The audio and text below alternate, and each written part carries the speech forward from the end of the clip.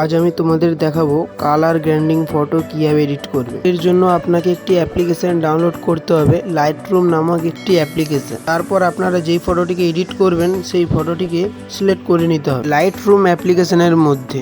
তারপর এইখানে ক্লিক করতে হবে। যেহেতু আমার আগে থেকে অনেক কালার গ্রেডিং ফটো ডাউনলোড করা ছিল, তো এখান থেকে আমি কপি করব এবং পেস্ট করে দেব।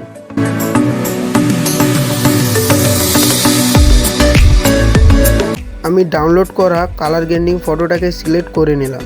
তারপর ওপরে ওই 3 ডট অপশানে ক্লিক করবে। তারপর ফটোটিকে কপি করে নেবেন। কপি করার সাথে সাথে আপনারা দেখবেন এখানে অনেকগুলো অপশান আছে।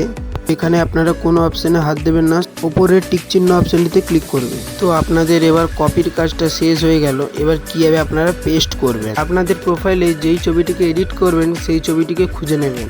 উপরের এই চিহ্নটিতে ক্লিক করতে হবে।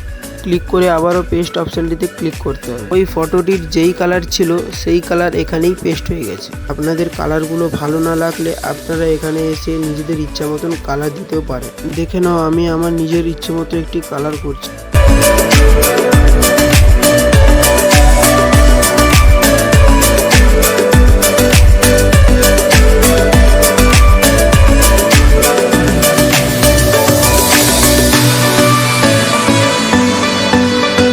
ফাইনালি আমার কালার করা কমপ্লিট হয়ে গেল। এবার আমি ফটোটিকে সেভ করে নেব।